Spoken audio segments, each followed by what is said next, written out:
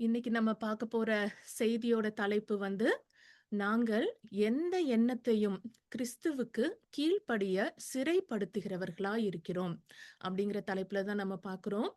ஆ நம்ம வாழ்க்கையிலயுமே நம்ம அன்றாட நிகழ்வுகள பார்த்தாலும், நம்ம டே டு டே காலையில எழும்புறதுலேருந்து நைட்டு தூங்குற வரைக்கும், நம்ம மைண்ட்ல, நம்ம மனசுல எண்ணற்ற காரியங்கள் ஓடிக்கிட்டே இருக்கும். நெறைய எண்ணங்கள் இருக்கும், சிந்தனைகள் இருக்கும். அதே மாதிரி நெறைய விஷயங்கள கற்பனை பண்ணி பார்க்கிறவங்களாகவும் நம்ம இருக்கிறோம். ஆ இன்னைக்கு நம்ம மெயினா வந்து நம்ம பல வேளைகள்ல ஆ ரொம்ப நெகட்டிவா திங்க் பண்றவங்களா, இல்லன்னா ஒரு நெகட்டிவான காரியங்கள ஆ கற்பனை பண்ணி பார்க்கிறவங்களா, நம்ம வந்து கிறிஸ்தவ பிள்ளையாகவே இருந்துமே, அப்படி செய்றவங்களா இருக்கிறோம். ஆ ஃபார் எக்ஸாம்பிள் அ இப்ப நம்ம வீட்லயே யாரோ வெளில போயிருக்காங்க. அவங்க வரேன், நான் இப்ப திரும்பி இந்த டைம்க்கு வருவேன் அப்படின்னு நமக்கு சொல்லிட்டு போயிருப்பாங்க. ஆனா அந்த டைம்க்கு வந்திருக்க மாட்டாங்க. நம்ம அவங்களுக்கு ஃபோன் பண்ணாலும், அவங்க ஃபோன எடுக்கவே மாட்டாங்க. திரும்ப திரும்ப நம்ம ஃபோன் பண்ணி பார்த்துட்டு, அதுக்குள்ள என்ன ஆயிடும்னா, நமக்கு வந்து அந்த பயம் வந்துரும். ஆ ஒரு குழப்பம் வந்துரும். பதட்டம், கவல இந்த எல்லா எமோஷன்ஸும் சேர்ந்து நமக்கு வரும். வந்த உடனே நம்ம வந்து ஒரு பாசிட்டிவா எதையாவது திங்க் பண்ணுவோமான்னு பார்த்தா, இல்ல. நம்ம உடனே நெகட்டிவா ஆ ஆண்டவருக்கு பிரியமில்லாத காரியங்கள உடனே சிந்திக்கிற ஒரு பிள்ளைகளா நம்ம இருக்கிறோம். அவங்களுக்கு ஏதாவது ஆயிருக்குமா? அ ஏதாவது ஆக்சிடென்ட் ஆயிருக்கலாமா? இல்லன்னா கீழ கீழ விழுந்திருப்பாங்களா? இல்ல அப்படி ஆயிருக்குமா? இப்படி ஆயிருக்குமா? ஏன் ஃபோன் எடுக்கல?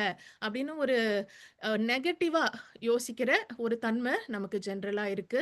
அ அந்த வேலையில பாசிட்டிவா திங்க் பண்ணணும். ஆண்டவர் வந்து அவங்க கூட இருக்காங்க. அவங்க பாதுகாப்பா இருப்பாங்க. ஒண்ணும் நடக்காது. அப்படிங்கிற அந்த எண்ணம் வந்து லேட்டரா தான் வரும். இமிடியேட் ரியாக்ஷன் வந்து ஒரு நெகட்டிவ் திங்கிங் நமக்கு இருக்கிறத பார்க்க முடியுது.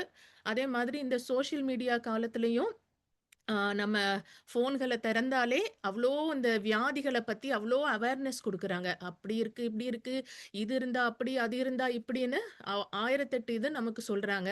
அதையெல்லாம் கேட்டுட்டு நமக்கு சின்னதா ஒரு தலைவலி வந்தாலோ, இல்ல ஒரு வயித்து வலி வந்தாலோ, ஏதாவது வந்தா உடனே நம்ம வந்து ஒரு சாதாரணமா நெனைக்கிறவங்களா இல்ல. அப்பவும் கூட என்ன பண்ணுவோம், ரொம்ப பெருசா ஏதோ ஒரு மோசமான நோய் நமக்கு வந்திருக்கு, அப்படிங்கிற ஒரு இமேஜினேஷன் உள்ளவங்களா நம்ம இருக்கிறத பார்க்க முடியுது.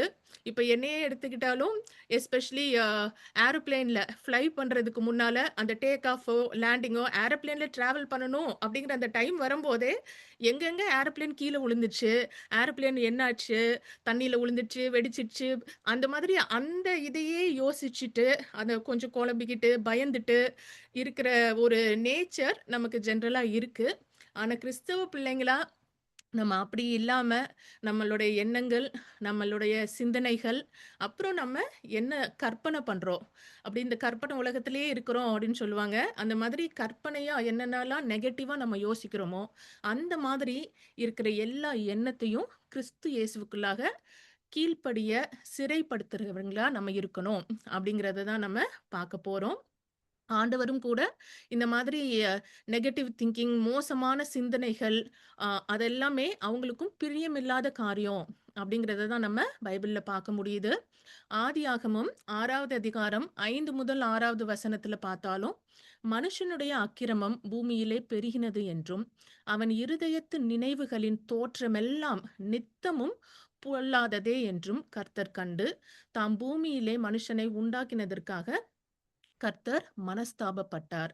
அது அவர் இருதயத்துக்கு விசனமாயிருந்தது. அப்படின்னு நம்ம பார்க்கிறோம்.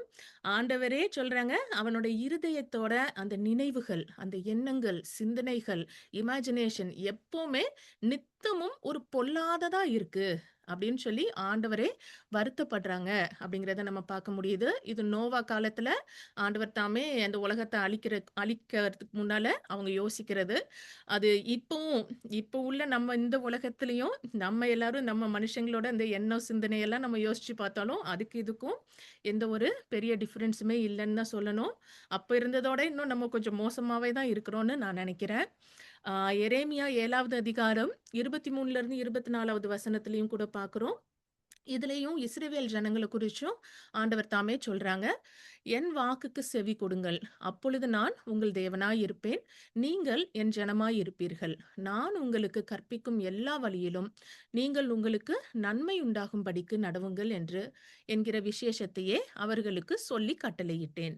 அவர்களோ அதை கேளாமலும் தங்கள் செவியை சாயாமலும் போய் தங்கள் பொல்லாத இருதயத்தின் யோசனைகளின்படியும் கடினத்தின்படியும் நடந்து முன்னிட்டல்ல பின்னிட்டே போனார்கள் அப்படின்னு நம்ம பார்க்க முடியுது. ஆண்டவர் தாமே சொல்றாங்க. ஃபர்ஸ்ட் ஆஃப் ஆல் ஆண்டவர் அவங்களுக்கு சொன்ன அந்த இன்ஸ்ட்ரக்ஷன்ஸ் எதையுமே முதல்ல ஃபாலோ பண்றதுக்கோ அதை காது கொடுத்து கேட்கறதுக்கே அவங்களுக்கு மனசு இல்ல. அந்த பொல்லாத இருதயத்தோட யோசனைகளின்படி அது ரொம்ப கடினப்பட்ட ஒரு இருதயமா இருக்கிறதுனாலையும் அவங்க முன்னிட்டு போகாம பின்னிட்டு போனாங்க அப்படிங்கறது சொல்றாங்க.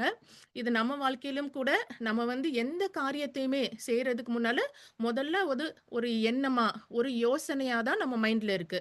நம்ம ஃபார் எக்ஸாம்பிள் காலையில எழும்பி இன்னைக்கு என்ன சமைக்க போறோம் அப்படிங்கிறது முதல்ல மைண்ட்ல யோசிச்சு ஒரு பிளான் போடுறோம் நம்ம. ஸோ அதுவும் ஒரு யோசனையா தான் நம்ம செய்யற எல்லாமே ஒரு யோசனையா ஒரு நினைவா அது நம்ம மைண்ட்ல தோண்டிட்டு தான் நம்ம அதை செய்யறவங்களா இருக்கிறோம். அதனால நம்ம என்ன யோசிக்கிறோம், என்ன திங்க் பண்றோம், என்ன இமேஜின் பண்றோம் அப்படிங்கிறது ரொம்ப ரொம்ப முக்கியம் அப்படிங்கிறது நம்ம பார்க்க முடியுது.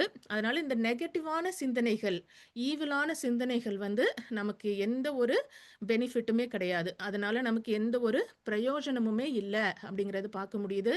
இந்த பொல்லாத சிந்தனைகள் நம்மள தேவனிடத்திலிருந்து தள்ளி தான் கொண்டு போகுமே தவிர அவங்க பக்கத்துல நிச்சயமா கொண்டு போகாது. அடுத்ததும் பார்க்கிறோம். எபிரேயர் 11வது அதிகாரம் 1வது வசனத்திலையும் விசுவாசமானது நம்பப்படுகிறவைகளின் உறுதியும் காணப்படாதவைகளின் நிச்சயமுமாய் இருக்கிறது அப்படின்னு சொல்லி அழகா சொல்லியிருக்காங்க. நம்ம எல்லாருமே நான் ஆண்டவரை விசுவாசிக்கிறேன் அப்படின்னு சொல்ற பிள்ளைங்களா இருந்துட்டும் நம்ம மைண்ட்லயும் இமேஜினேஷன்லயும் நெகட்டிவா நம்ம ஒரு காரியத்தை நம்ம யோசிக்கும் போது அது விசுவாசம் கிடையாது. ஆண்டவர் எனக்கு இந்த சுகத்தை கொடுப்பாங்க அப்படின்னு ஒரு பக்கம் விசுவாசிச்சுட்டே இன்னொரு பக்கம் இது என்ன ஆகுமோ, இது அப்படி ஆகுமா, இப்படி ஆகுமா அப்படின்னு நம்ம மைண்ட்ல அப்படி தவறான காரியங்களை யோசிக்கும் போதும் சந்தேகப்படும் போதும் அது விசுவாசம் கிடையாது. விசுவாசங்கிறது நம்பப்படுகிறது. நம்ம என்ன நம்புறோமோ அதோட உறுதியும், நம்ம காணாத ஒன்ன எனக்கு சுகம் இப்போதைக்கு இல்ல, ஆனா எனக்கு நான் சுகமாவேன் அப்படின்னு இல்லாத ஒன்ன நான் நிச்சயமா நம்ம நிச்சயமா இது நடக்கும் அப்படின்னு நம்ம நினைக்கிறது தான் விசுவாசம் அப்படின்னு பார்க்க முடியுது. ரோமர் 8வது அதிகாரம் 23லிருந்து 25வது வசனத்திலையும் கூட பார்க்கிறோம். காணப்படுகிறதை நம்புகிறது நம்பிக்கை அல்ல. நம்ம கண் முன்னால இருக்கிறத ஒன்ன பார்த்துட்டு நான் நம்புறேன் அப்படின்னு சொல்றது நம்பிக்கை இல்ல. ஒருவன் தான் காண்கிறதை நம்ப வேண்டுவதென்ன? நாம் காணாததை நம்பினோமாகில் அது வருகிறதற்கு பொறுமையோடே காத்திருப்போம் அப்படிங்கிறதையும் நமக்கு சொல்லியிருக்கிறாங்க. நம்ம விசுவாசத்தோட காத்திருக்கிற பிள்ளைங்களா இருக்கும்போது பொறுமையும் ரொம்ப ரொம்ப முக்கியம்ங்கிறத சொல்றாங்க. நம்ம பல வேளைகள்ல நம்ம பார்க்குற காரியங்கள் நம்ம கண் முன்னால நடக்கிறது, நம்ம காதால கேட்குற இந்த விஷயங்களை நம்பி நம்ம விசுவாசம் இல்லாத நிறைய காரியங்கள் நம்ம யோசிக்கிறவங்களா சிந்தனை செய்யறவங்களா இருக்கிறோம். அப்படி இல்லாம இதுல பார்க்குற மாதிரி காண்றத நம்புறது ரொம்ப ஈஸியான விஷயம். அது எல்லாருமே பண்ணுவாங்க. ஆனா அந்த காணாத ஒன்ன விசுவாசிக்கிற பிள்ளைங்களா நம்ம இருக்கணும். அதுக்கு தான் நம்ம 2, 3 பேரை நம்ம பார்க்க போறோம். அவங்க காணாத ஒன்ன அவங்க விசுவாசிக்கிறவங்களா, அதையே யோசிச்சுட்டு இருந்தவங்களா, தியானிச்சுட்டு இருந்த பிள்ளைங்களா இருந்தாங்க. முதலாவதும் ஆபிரகாமோட வாழ்க்கைய பார்க்க போறோம். ஆண்டவர் தாமே அவங்களுக்கு அந்த பாசிட்டிவ் இமேஜினேஷன், நீ நல்லபடியா ஒரு நல்ல விஷயத்த நீ யோசிச்சு பாரு அப்படிங்கிறத ஆண்டவர் சொல்றத பார்க்க முடியுது. ஆம், ஆதியாகமம் 15வது அதிகாரம் 1 முதல் 6வது வசனத்துல பார்க்கிறோம். ஆபிரகாம் செல்வந்தரா இருக்காங்க.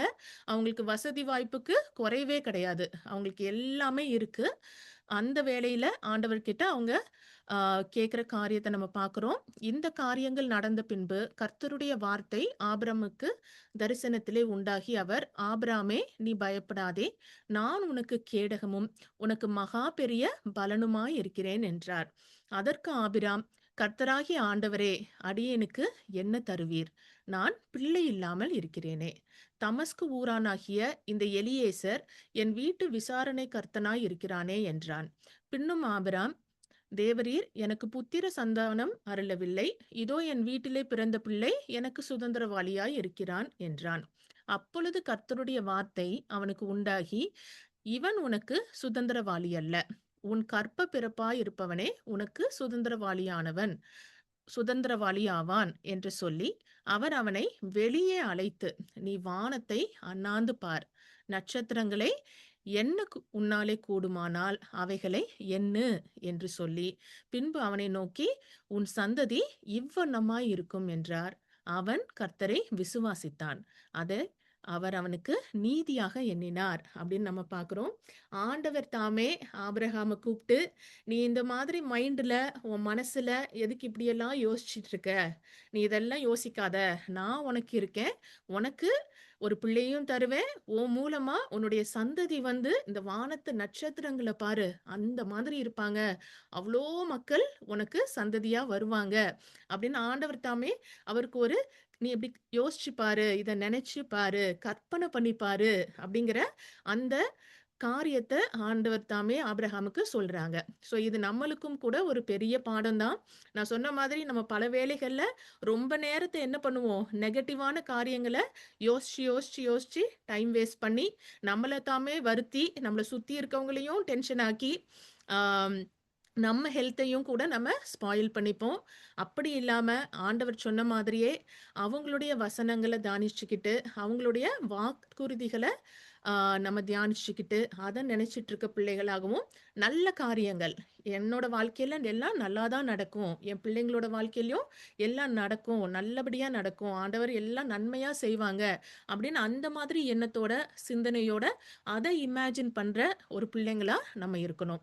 ஆபிரகாமுக்கு சொன்ன மாதிரி நீ யோசிச்சு பாரு அப்படின்னு, நீ இந்த நட்சத்திரங்களை என்ன ஒன்னால முடியும்னா அதே அளவுக்கு உனக்கு பிள்ளைங்களை தருவேன், நீ இமேஜின் பண்ணுன்னு சொன்ன மாதிரி நம்மளும் அப்படி இமேஜின் பண்ற பிள்ளைங்களா இருக்கணும். அடுத்ததும் கூட யோசேப்போட வாழ்க்கை, யோசேப்பையும் நம்ம போன வாரம் பார்த்தோம். அவங்களோட வாழ்க்கையிலயும் எவ்வளவோ ஏற்றத்தாழ்வுகள் எல்லாம் இருந்தாலும் அவங்க ஆண்டவருக்கு பிரியமான ஒரு பிள்ளையா இருந்தது நம்ம எல்லாருக்குமே தெரியும்.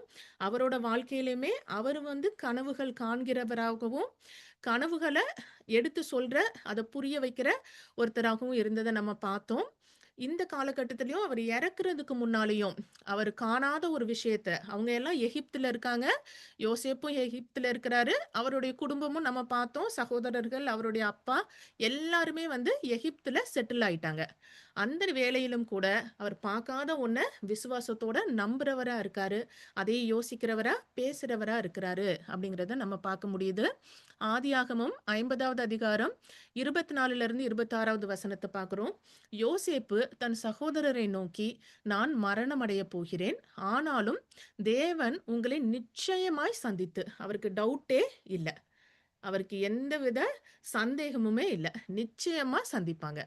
ஆனாலும் தேவன் உங்களை நிச்சயமாய் சந்தித்து, நீங்கள் இந்த தேசத்தை விட்டு தாம் ஆபிரகாமுக்கும் ஈசாக்குக்கும் யாக்கோபுக்கும் ஆணையிட்டு கொடுத்திருக்கிற தேசத்துக்கு போக பண்ணுவார் என்று சொன்னதுமின்றி, தேவன் உங்களை சந்திக்கும் போது என் எலும்புகளை இவ்விடத்திலிருந்து கொண்டு போவீர்களாக என்றும் சொல்லி யோசேப்பு இஸ்ரவேல் புத்திரரிடத்தில் ஆணையிடுத்து கொண்டான். யோசேப்பு 110 வயது உள்ளவனாய் மரித்தான்.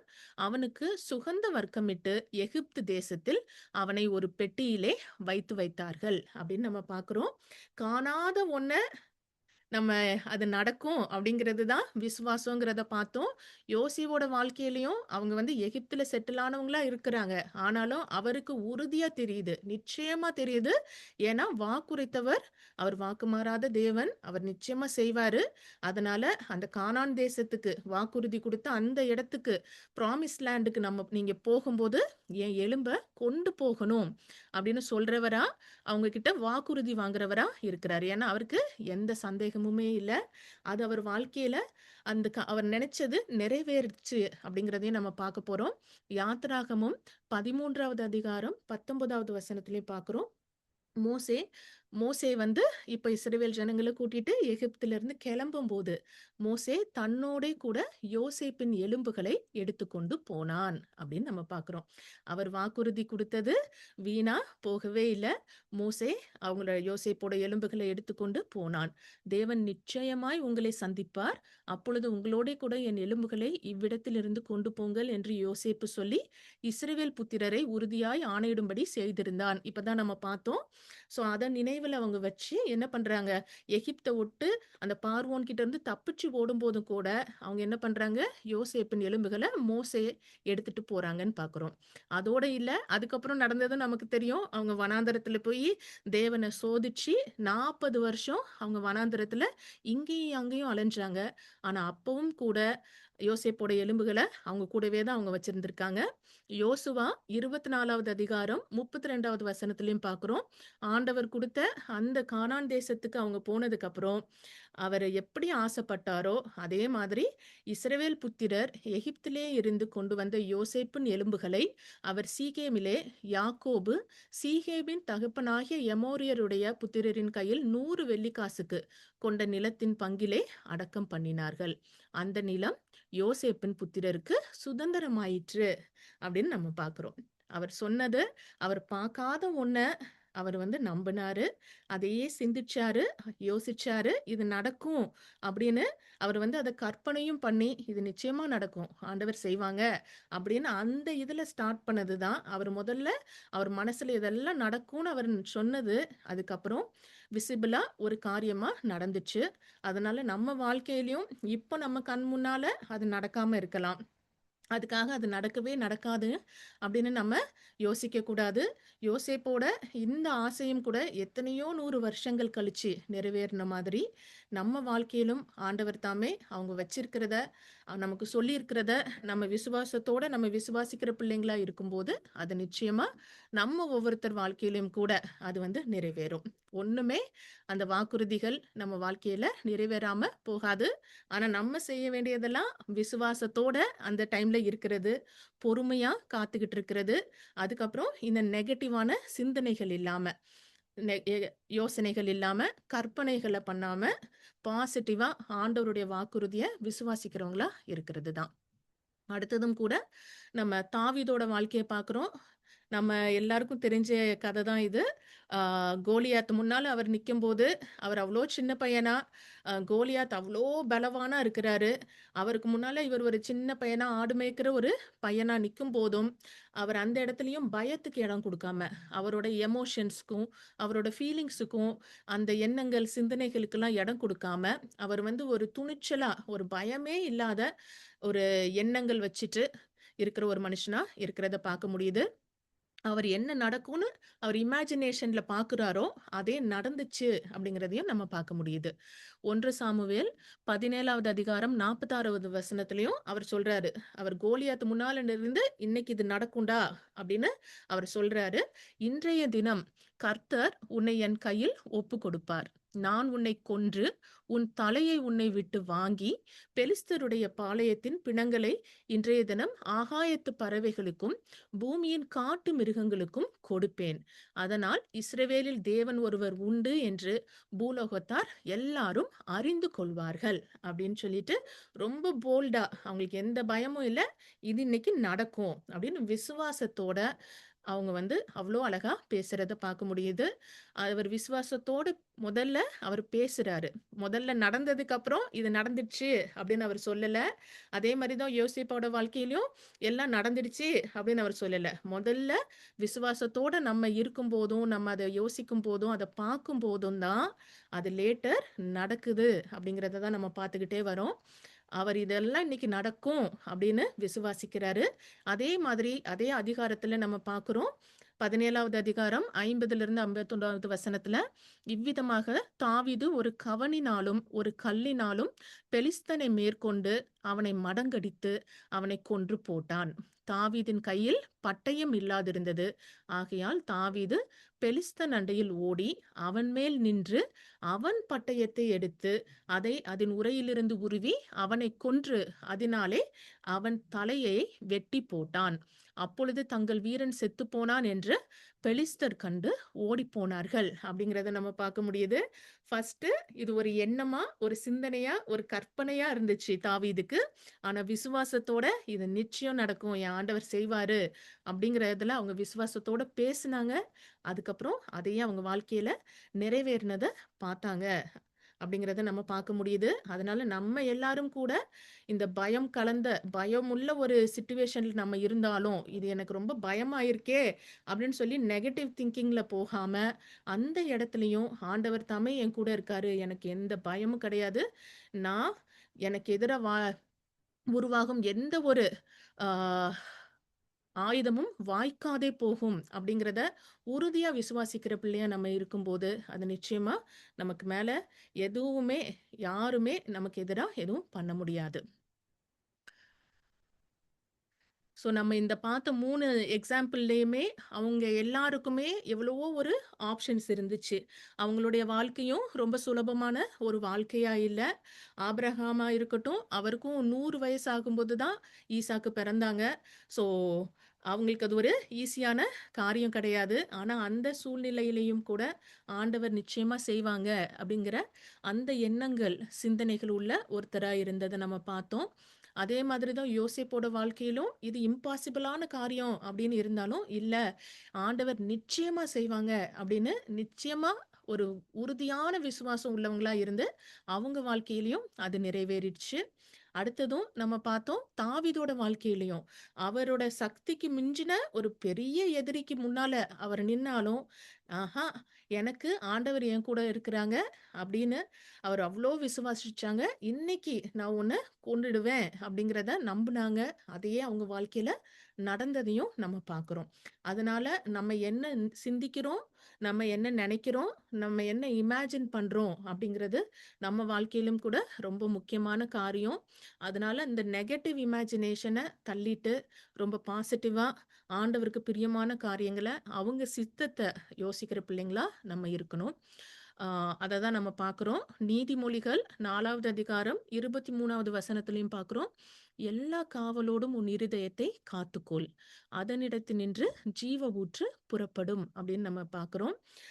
அதனால இந்த நம்ம மனசையும், நம்ம எண்ணங்கள், சிந்தனைகளையும் நம்ம வந்து ஒரு காத்துக்கொள்றது ரொம்ப ரொம்ப முக்கியமான விஷயம்.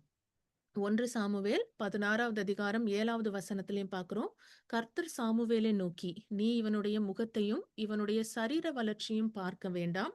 நான் இவனை புறக்கணித்தேன். மனுஷன் பார்க்கிறபடி நான் பாரேன். மனுஷன் முகத்தை பார்ப்பான். கர்த்தரோ இருதயத்தை பார்க்கிறார் என்றார். அப்படின்னு நம்ம பார்க்கிறோம்.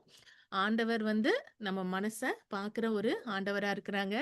நம்ம வெளியில என்னதான் சொல்லிட்டு, நம்ம மனசுல வேற விதமா நெனச்சோம்னா, அது அவங்களுக்கு நிச்சயமா தெரியும்.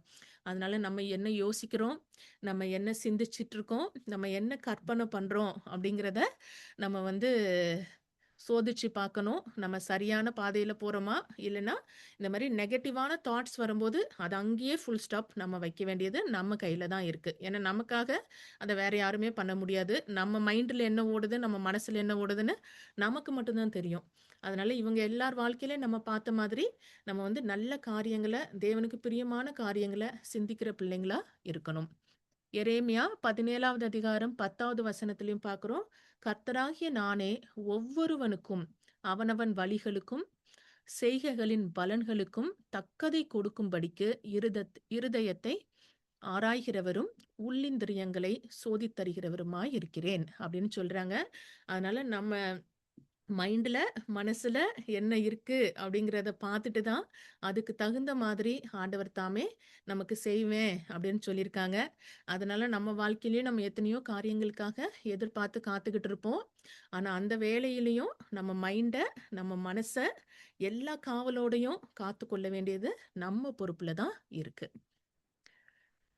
2வது கொரிந்தியர் 10வது அதிகாரம் 4 முதல் 5வது வசனத்திலயும் பார்க்கிறோம். எங்களுடைய போராயுதங்கள் மாம்சத்துக்கேற்றவைகளாய் இராமல், அரண்களை நிர்மூலமாக்குகிறதற்கு தேவ பலமுள்ளவைகளாய் இருக்கிறது.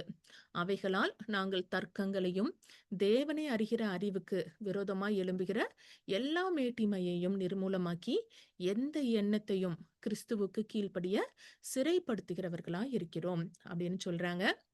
நம்ம எல்லாருமே மாம்சத்துல நம்ம இருந்தாலும், நம்மளுடைய போராட்டம் எல்லாம் மாம்சத்துல மட்டும் கிடையாது.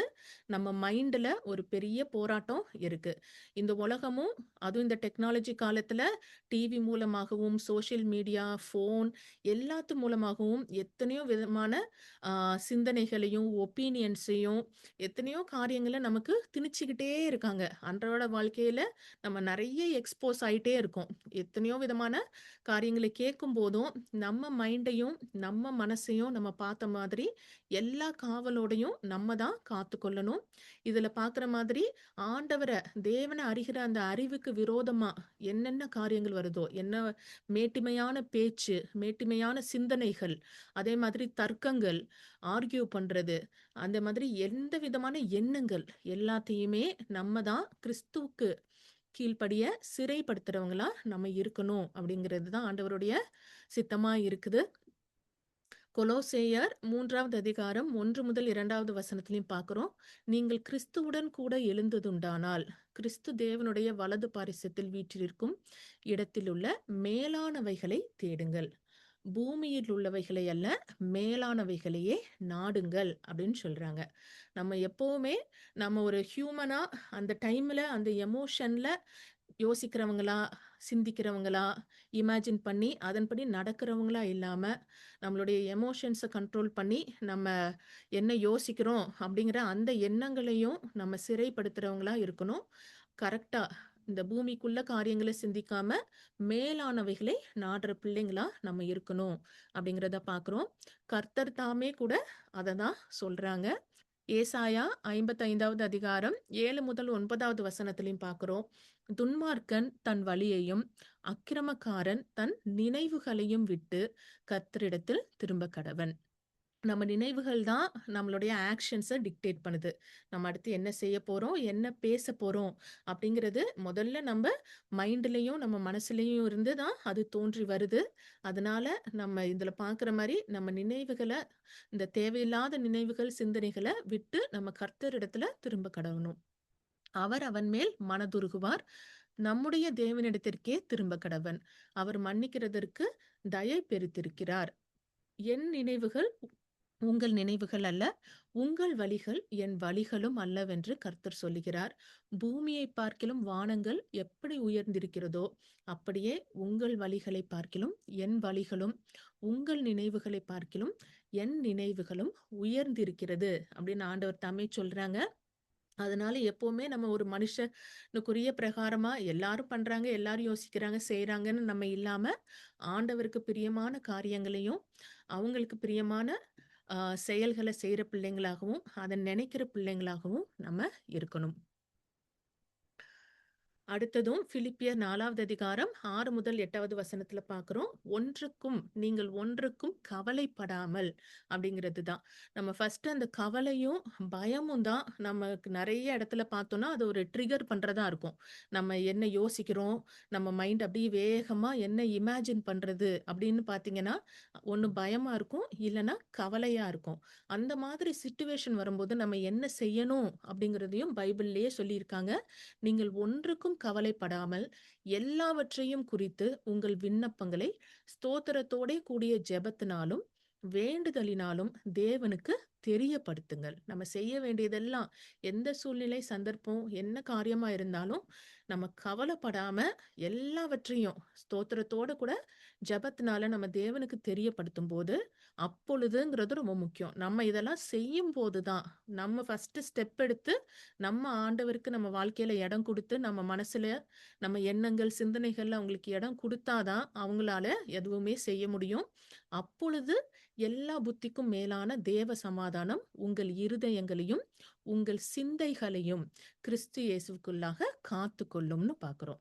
ஸோ நம்ம மனசையும், நம்ம சிந்தனைகளையும், நம்ம மைண்ட்ல இருக்க எல்லா காரியங்களையும் தேவனுடைய சமாதானம் இருக்கணும் அப்படின்னா, நம்ம செய்ய வேண்டியதெல்லாம் நம்மளுடைய எல்லா காரியங்களையும் எது எது நமக்கு கஷ்டமா இருக்கோ, நமக்கு எது எது கவலையா இருக்கோ எல்லாத்தையும் ஆண்டவர்ட்ட குடுத்துட வேண்டியது தான் நம்ம செய்ய வேண்டிய ஒரே வேலை. அத செஞ்ச உடனேயே ஆண்டவர் தாமே நமக்கு வாக்குறுதி குடுத்துருக்காங்க. நம்ம அத செய்யும்போது, அந்த தேவ சமாதானம் நம்ம இருதயங்களையும், நம்ம சிந்தைகளையும் கிறிஸ்து இயேசுவுக்குள்ளாக காத்துக்கொள்ளும் அப்படின்னு ரொம்ப அழகா சொல்லியிருக்காங்க.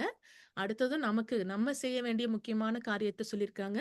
கடைசியாக சகோதரரே, உண்மையுள்ளவைகள் எவைகளோ, ஒழுக்கம் உள்ளவைகள் எவைகளோ, நீதி உள்ளவைகள் எவைகளோ, கற்புள்ளவைகள் எவைகளோ, அன்புள்ளவைகள் எவைகளோ, நற்கீர்த்தி உள்ளவைகள் எவைகளோ, புண்ணியம் எதுவோ, புகழ் எதுவோ, அவைகளையே சிந்தித்துக் கொண்டிருங்கள் அப்படிங்கிறதையும் நமக்கு ரொம்ப இம்பார்ட்டன்ட்டா சொல்லியிருக்காங்க. நம்ம நான் சொன்ன மாதிரியே நம்ம ஒரு சிந்தனை வருது, ஒரு எண்ணம் வருது நம்ம மைண்ட்லன்னா, இது இது எல்லாத்துலயும் அடங்குமாங்கிறத முதல்ல யோசிக்கணும். இந்த திங்கிங் நான் பண்றேனே, இது சரியா? இதனால ஏதாவது நல்லது நடக்குமா? நான் இப்படி யோசிக்கிறேனே, இதனால கெட்டது தான் நடக்கும். இதனால இது என்ன இன்னும் கொஞ்சம் குழப்பும். இன்னும் நிம்மதி இல்லாம நான் போயிருவேன். அப்படிங்கிறது நமக்கு தெரிஞ்சிருச்சுன்னா, அந்த இடத்திலேயே நம்ம அங்க அந்த சிந்திக்கிறத நிப்பாட்டிடணும். நம்ம என்ன சிந்திக்கணுங்கிறத லிஸ்ட்டே போட்டு நமக்கு குடுத்துருக்காங்க. அதனால நம்ம சமாதானமா இருக்கணும், சந்தோஷமா இருக்கணும் அப்படின்னா, அது நம்ம கையில தான் இருக்கு. ஆண்டவர் தாமே நமக்கு தேவையான எல்லாத்தையும் குடுத்துருக்காங்க. நம்ம செய்ய வேண்டியதெல்லாம் அந்தந்த வேலைகள்ல, அந்தந்த இடத்துக்கு தகுந்த மாதிரி நல்ல சிந்தனைகள் என்ன இருக்கோ, அத சிந்திக்கிற பிள்ளைங்களா இருக்கணும். தேவனுக்கு பிரியமில்லாத எல்லா எண்ணங்கள், சிந்தனைகள சிறைப்படுத்தி, அவங்களுக்கு கீழ்ப்படிய செய்ற பிள்ளைங்களா நம்ம இருக்கணும். நானும் சில வசனங்கள எக்ஸாம்பிளா கொஞ்சம் வசனம் தான் எடுத்திருக்கேன். ஆனா ஒவ்வொரு பிரச்சனைக்கும் பைபிள்ல இல்லாத ஆன்ஸரே கிடையாது. அதனால நம்மளுடைய டெய்லி சிச்சுவேஷன்ல இப்போ சில வேளையில நம்ம சில பேர் வந்து நம்மளுடைய அன்றாட தேவைகள குறிச்சு ரொம்ப யோசிச்சு வருத்தப்படுறவங்க, அத யோசிச்சுட்டு இருக்கவங்க, அத மனசுல அப்படியே நினைச்சிட்டு இருக்கவங்களா இருக்கிறவங்களா இருந்தா, நம்ம அப்படி யோசிக்கிறதுக்கு பதிலா ஆண்டவருடைய வார்த்தையான கர்த்தர் என் மேய்ப்பராய் இருக்கிறார். நான் தாழ்ச்சி அடையேன். அப்படின்னு நம்ம அதையே யோசிச்சுட்டு இருக்கும்போது, அது நம்ம வாழ்க்கையில நிறைவேறுறத நம்ம பார்க்க முடியும். யா ஒரு மேய்ப்பன் ஒரு ஆடுகள மேய்க்கும்போது, அந்த ஆடுகள் காலையிலே எந்திரிச்சு, "நான் இன்னைக்கு என்ன சாப்பிட போறேன்? நான் இன்னைக்கு எங்க போக போறேன்? நான் என்ன செய்ய போறேன்னு" அந்த ஆடுக்கு எந்த கேருமே இல்லாம அது ஜாலியா இருக்கும். ஏன்னா, அதோட தேவைகள் எல்லாத்தையுமே அதுக்கு செஞ்சு குடுக்குறதுக்கு அந்த மேய்ப்பன் இருப்பாரு அந்த இடத்துல. அதே மாதிரி தான் கர்த்தர் நமக்கு என்னோட மேய்ப்பரா இருக்கும்போது, நான் தாழ்ச்சி அடையவே மாட்டேன். அப்படின்னு நம்ம யோசிக்கும்போது, அந்த தேவையில்லாத அந்த எல்லா எண்ணங்கள், சிந்தனைகள், கற்பனைகள் எல்லாமே நம்மள விட்டு தூரமா ஓடி போயிரும். அதே மாதிரி எந்த சிச்சுவேஷன்லயும் பயம்.